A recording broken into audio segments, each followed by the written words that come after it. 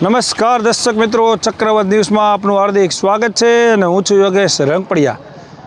મોરબી સહિત ગુજરાતભરની અંદર 24 વર્ષ મોદી સરકારના સુશાસનની ઉજવણી થઈ રહી છે, તો બીજી તરફ એ સુશાસન એ વિકાસની જે ચાળીઓ ખવાઈ રહી છે, ત્યારે આવો જ એક કિસ્સો, આવી જ એક ચાળી ગોર ખેજડીયાથી લઈ અને જે વનાળિયા અને એ સહિતના જે 4 ગામો છે, એ ચારે 4 ગામોની અંદર અત્યારે જે મુખ્ય રોડ છે એ રોડ ખૂબ ખરાબ હાલતમાં છે। એની અત્યારે પરિસ્થિતિ ખૂબ ખરાબ છે, કહી શકાય કે ઊંટના પીઠ જેવો રોડ છે અને લોકો એમાં ચાલવા મજબૂર છે।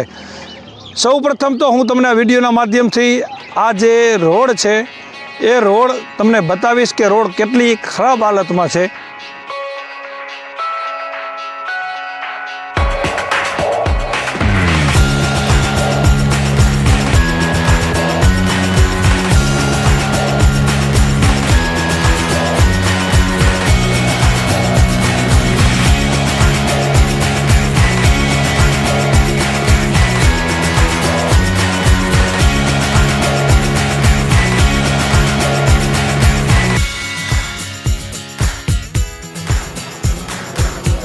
તો આ છે મોરબીનો વિકાસ અને જે ગોર ખેજડીયાથી લઈ અને વનાળિયા સુધીનો આખો આપણે આ રોડ અત્યારે બતાવ્યો છે, તે કઈ રીતે કેટલી ખરાબ હાલતમાં છે તે તમે સૌએ જોયું। ત્યારે આપણી સાથે અહીંયા જે ગ્રામજનો છે, વિવિધ ગ્રામ પંચાયતોમાંથી આવતા ગામના લોકો છે, એ અહીંયા અત્યારે મોટી સંખ્યામાં એકત્રિત થયા છે અને જે આ રોડ છે એ કેટલી ખરાબ હાલતમાં છે અને એનાથી શું સમસ્યા થઈ રહી છે એની વાત આપણે કરીશું। સૌ પ્રથમ તમારું નામ જણાવજો। મેરજા દેવરાજભાઈ ત્રિભુવનભાઈ। અત્યારે તમારો જે રોડ છે એ રોડ કેટલા સમયથી ખરાબ છે અને કેટલો ખરાબ છે? બહુ ઘણો ટાઈમથી આ ખરાબ છે અને એવી બિસ્માર હાલતની અંદર છે કે માણસોને અપડાઉન કરવું બહુ અઘરું પડે છે। આ 4 ગામના જે વ્યક્તિ રહ્યા એ 400 જણા જે અપડાઉન કરે છે તો મોતને મુઠ્ઠીમાં લઈ અને અપડાઉન કરે છે અને ધારાસભ્યોને બધા જે ગામની અંદર આવે ત્યારે એવું કહે છે કે ભાઈ તમારું ગામ આપણે છે એ આપણે નોન પ્લાનિંગમાં તમારો રોડ છે, તો મત લેવા ટાણે એ લોકો આવે તો એને એ નથી ખબર પડતી કે ભાઈ આ નોન પ્લાનિંગમાં છે તો અહીંયા મત લેવાય ન જવાય ને, તો શું કરવા આવે છે? ખાલી વિકાસના બણગા ફૂંકે છે, બાકી એમાં એલું કાંઈ છે નહીં અને કરતા નથી। વારંવાર રજૂઆત લેખિત મૌખિક બધી કરેલી છે, છતાં એ લોકો કાંઈ ધ્યાન દેતા નથી। તો મીડિયાના માધ્યમથી અમે એવું કહેવા માગીએ છીએ કે વહેલી તકે જેમ બને તેમ અમારો આ રોડ ડબલ પટ્ટીમાં થાય। ખાસ કરીને જે રોડ છે ડબલ પટ્ટી બને અને અત્યારે જે ખરાબ રોડ છે એને લઈને ઘણી સમસ્યાઓ સામનો કરવો પડી રહ્યો છે। ત્યારે આપણી સાથે અન્ય એક વ્યક્તિ પણ હાજર છે। શું નામ તમારું? મારું નામ છે જીલુભાઈ ડાંગર। આ રોડ ઘણા ખરાબ હાલતમાં છે અને કેટલા સમયથી આ છે? ઘણા વર્ષોથી આના પરિસ્થિતિ છે। 30 વર્ષથી આ લોકોની તો સરકાર છે, બરાબર। રાજ્યની અંદર, કેન્દ્રની અંદર આવી સરકાર હોવા છતાંય પબ્લિકને દુમાર્ગે દોડાવે છે। બીજું કે આ લોકો નવા તાઇફાઓ લઈ અને ગેરમાર્ગે દોડી અને દર 5 વર્ષે મતની જ રાજનીતિ રમે છે।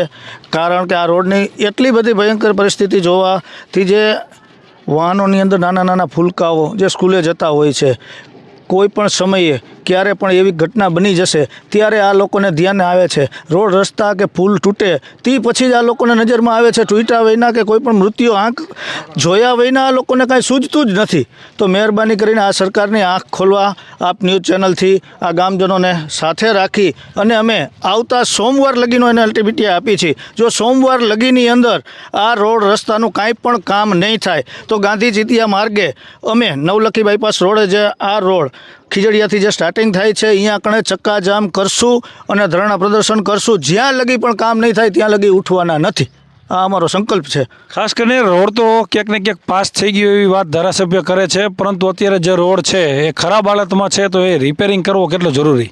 ફૂલ જરૂરી છે રિપેરિંગ કરવું, અને રોડ પાસ થયો છે એ પણ વાત સાચી છે, પણ એને ટાઈમ વધારો કરી અને કોન્ટ્રાક્ટરને સાથે રાખી અને મિલીભગતના કામ કરે છે આ સરકાર, એવું જાણવા મળ્યું છે।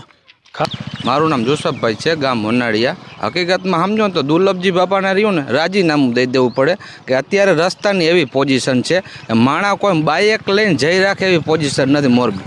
છતાંય જો દુર્લભ બાપાને જરાક શરમ આવે ને કાયદેસર એને રાજીનામું દઈ દેવું પડે ટૂંક સમયમાં, કે બીજાને લાભ દઈએ તો રોડ રસ્તા સારા બને. અત્યારે હાલાય એવી પોઝિશન છે નહીં. વનાળિયા નાણકા બધા ગામની પોઝિશન એવી છે, તો સમજે તો તાત્કાલિક રાજીનામું આપી દઈએ ને બીજાને મોકો દઈએ, એમ કે બીજા જે હવા ખોટી ફાંકા ફોજદારી કરે છે ને કરોડોના ખર્ચા કરે, છતાંય આ રોડ જો બનતો ન હોય તો કાયદેસર એને રાજીનામું આપી દેવું પડે. ખાસ કરીને અન્ય અહીંયા વ્યક્તિ પણ છે, એમની સાથે પણ આપણે વાત કરવાનો પ્રયત્ન કરીશું. કઈ પ્રકારની સ્થિતિ છે અને અહીંથી તમારા ગામડેથી મોરબી જવું હોય વસ્તુ લેવા માટે કે વિદ્યાર્થીઓને ભણવા જવા માટે, તો એના માટે કેટલી લોકોને અગવડતા પડતી હશે? મારું નામ સંદીપભાઈ મેરજા છે. માનસરથી મારે મોરબી જવું હોય તો મને રસ્તામાં બહુ તકલીફ પડે છે જાજી. કયા પ્રકારનો રોડ અત્યારે આ રોડ હોવો જોઈએ? ખરેખર રોડ તો અત્યારે તમે જુઓ તો એકદમ સારો હોવો જોઈએ. હાલમાં અત્યારે 2 ફૂટ જેવા ખાડા પડી ગયા છે, પણ આ ભાજપની સરકારને કોઈ કામ કરવું નથી, મને એવું દેખાઈ રહ્યું છે.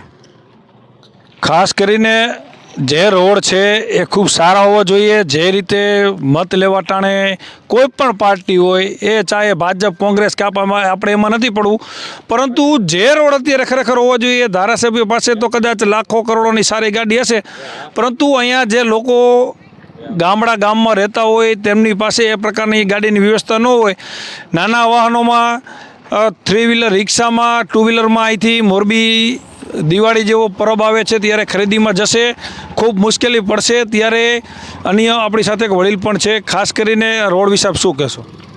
રોડમાં એવું છે, નવલખી રોડ ઉપર ખીજડીયાનું પાટિયું પડ્યું ને, ખીજડીયા પાટિયાથી ખીજડીયા ગામ, ખીજડીયાથી વનાળિયા, વનાળિયાથી માનસર અને માનસરથી નારણકા, નારણકાથી 1 કિલોમીટર દેરાડા વચ્ચે આટલો રોડ બિસ્માર હાલતમાં પડેલો છે.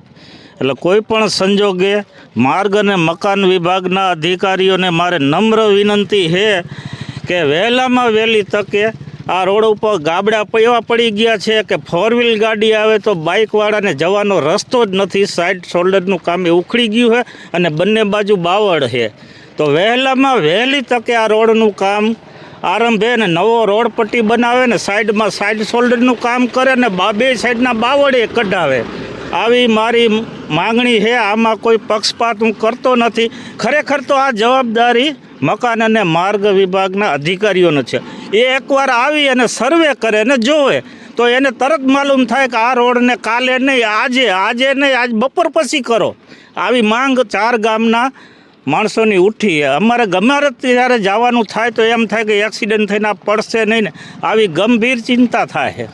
ખાસ કરીને જે વાત કરી કે ગોર ખેજડીયાથી નારણકા સુધીનો રસ્તો ખૂબ ખરાબ હાલતમાં છે, અને આપણે પણ જે અત્યારે વિડીયોના માધ્યમથી બતાવ્યો કે ખૂબ ખરાબ હાલતમાં રોડ છે. અગાઉ પણ આપણે આપણા ચક્રવાત ન્યૂઝના માધ્યમથી 2 થી 3 વખત સમાચાર પ્રસિદ્ધ કર્યા છે, પરંતુ જે તંત્ર છે એ હાલ વિકાસની વાતો કરવામાં અને વિકાસની ઉજવણીમાં જ ક્યાંક ને ક્યાંક રહીચું પૈચું છે. અને લોકોના જીવના જોખમની, લોકોના જીવની કિંમત ન હોય એ પ્રકારના દ્રશ્યો અધિકારીઓ અને જે નેતા ચૂંટાયેલા છે, જિલ્લા પંચાયત, તાલુકા પંચાયત કે ધારાસભ્ય, સાંસદ સભ્યના, તેમને નથી એ સ્પષ્ટપણે દેખાય છે. કેમ કે જો તેમને લોકોના સ્વાસ્થ્યની, લોકોના જીવની ચિંતા હોય ખરેખર, તો આ જે રોડ છે એ રિપેર તાત્કાલિકને ધોરણે કરવું જોઈએ. રિપેર કોઈ નવો રોડ અત્યારે તાત્કાલિક તમે બનાવી નાખો, રાત્રોરાત તમારા વિકાસની જાદુની છડી ફેરવો, એવું કોઈ પણ વ્યક્તિ કહેતું નથી. ફક્ત અત્યારે જે રોડ રિપેર કરવાની વાત છે, રોડ ઉપર ગાબડા જે પડ્યા છે